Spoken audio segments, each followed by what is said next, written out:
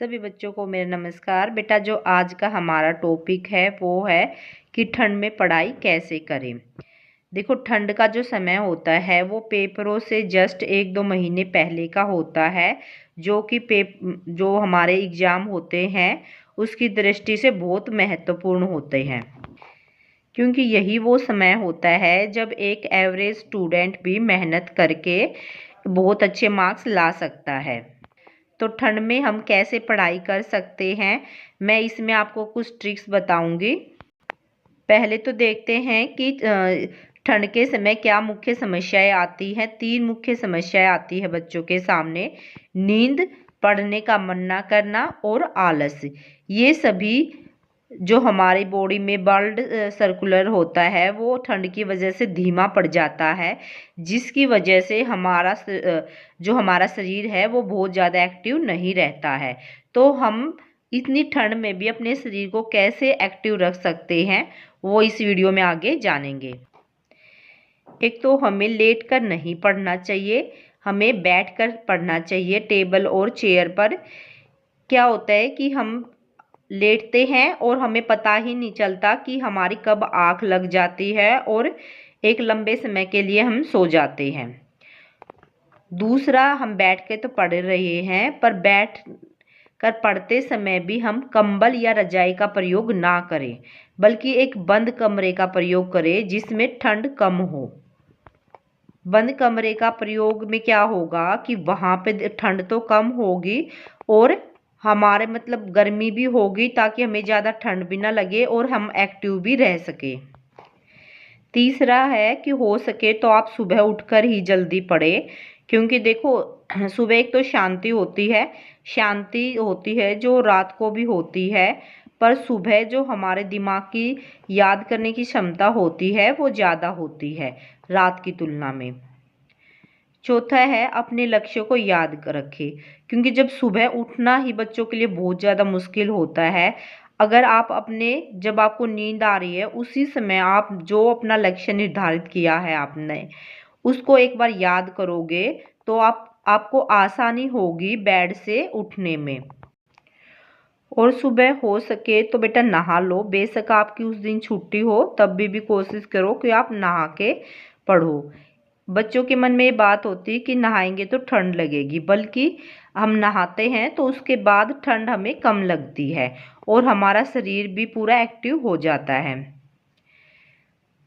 छठा है, जहां आप पढ़ रहे हो बैठ के, वहां पर उस कमरे में पर्याप्त रोशनी होनी चाहिए। एक तो जब लाइट जलती है तो उससे हमारा दिमाग एक्टिव होता है और उस कमरे में उससे थोड़ी गर्माहट भी रहेगी। और यदि आपके घर में धूप आती है तो कोशिश करें आप वहां पर धूप में भी बैठ के थोड़ी बहुत देर पढ़ सके, क्योंकि धूप में पढ़ने से हमारे शरीर को विटामिन डी मिलती है और जो हमारा शरीर है उसको ज़्यादा एक्टिव रखने में हमारी सहायता करती है। 8 में है, पानी पर्याप्त मात्रा में पिए। सर्दियों में क्या होता है कि जो हमें प्यास कम लगती है और जिसके कारण हम पानी पीना बहुत कम कर देते हैं, और जिससे हमारा जो ब्लड सर्कुलर है हमारे शरीर का वो बहुत कम हो जाता है और हमारे शरीर में फिर आलस रहता है। तो आप पानी ठंडा तो पिया नहीं जाता सर्दियों में, तो आप गुनगुना सा पानी अपनी बोतल में भर ले और उसको याद करके समय समय पर पी ले, ताकि हमारी बॉडी में जैसे एक गाड़ी में जब पर्याप्त पेट्रोल या डीजल ही नहीं होगा तो वो कैसे चलेगी, ऐसे ही हमारे शरीर का एक बड़ा हिस्सा पानी से बना हुआ है और अगर वो कम हो जाएगी वो मात्रा, तो वो क्या होगा, हमारा शरीर कम एक्टिव होगा और जिससे शरीर में ज़्यादा आलस रहेगा।